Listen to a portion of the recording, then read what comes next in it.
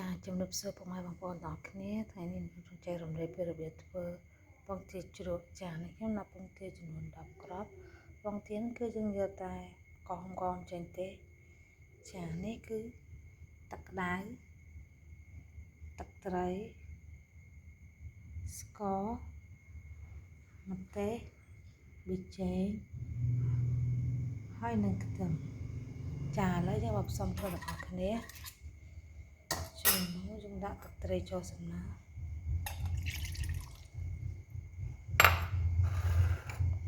hay cái nát score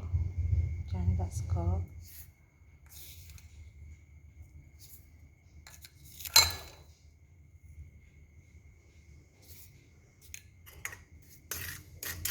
kalau gue câu như thế này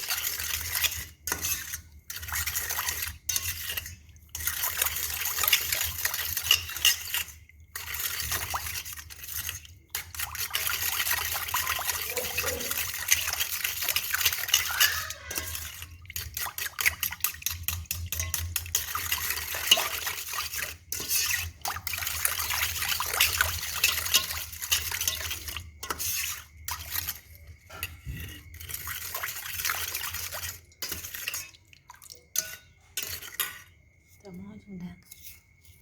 bị cháy một trong sập lần nữa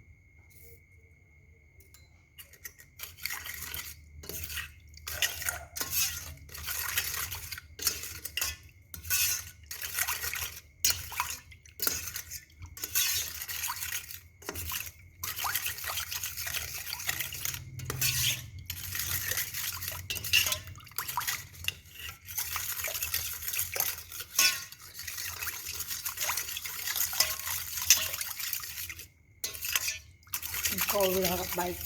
lên trên coi là đó có khả năng bị chơi với là bị chậu nhé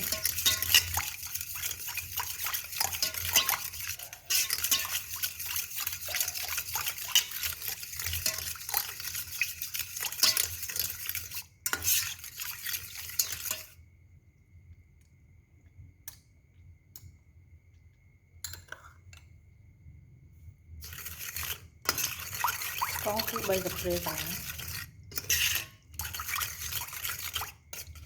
chả mà vòng tâm chuột ấy cứ dương liên cho mùi nâng tâm trong người ta đã ăn tắc đai hơi sâu vì là chặt viên mùi tí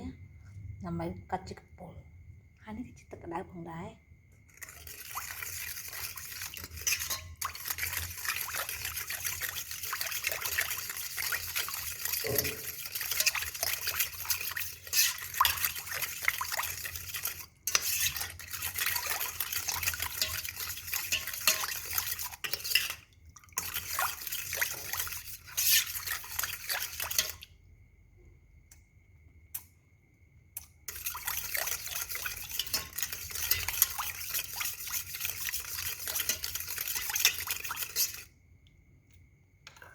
làm thì chắc có những ăn tạo buồn sập rỉa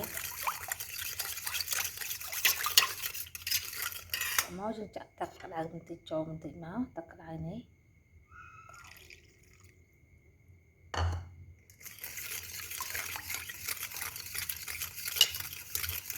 chẳng tắc cái đài mình cái gì là tục rồi thì chẹt đài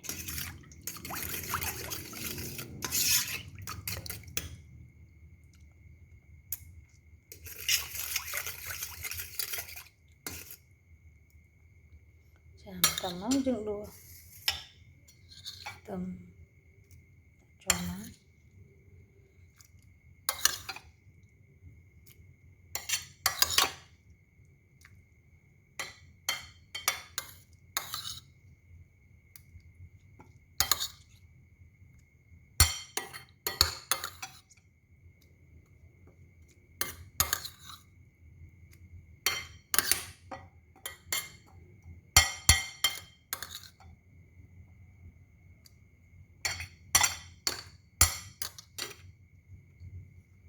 các bạn về ở trong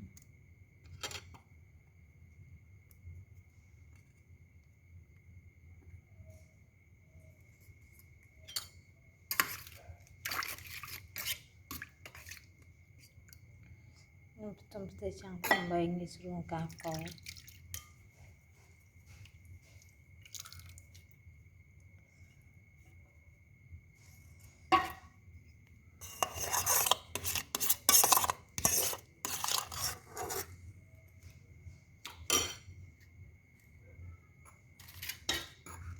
យើងកូរវាចឹង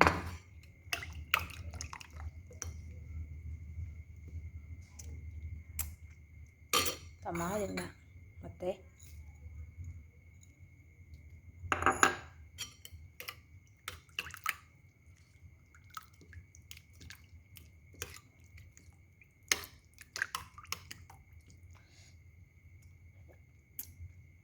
ទេនេះដែរយើងដាក់តាមចកាចំណងច្បាប់បងប្អូន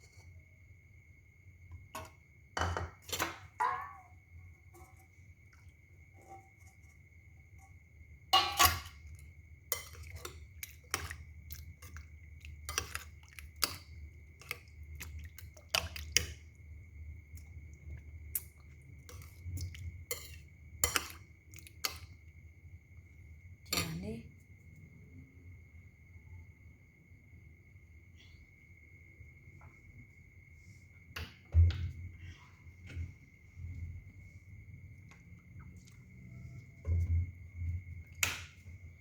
នេះគឺតមកយើងចាក់ចូលមកដាក់ឲ្យវាលិចចឹងណា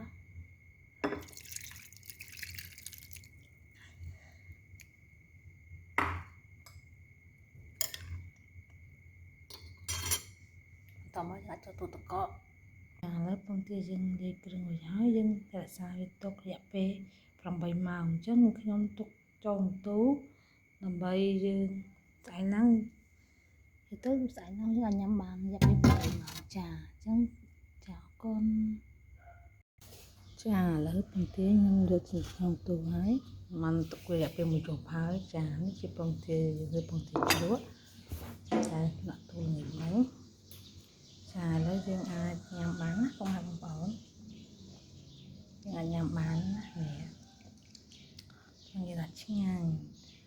ពុកម៉ែបងប្អូនអាចត្រៀមធ្វើនៅឯផ្ទះបានតែបើមានចម្ងល់អីអាចខមមិនសួរនឹងខ្ញុំបានខាងក្រោមណាចាជាចុងក្រោយនឹងខ្ញុំសូមអរគុណសូមជម្រាបលា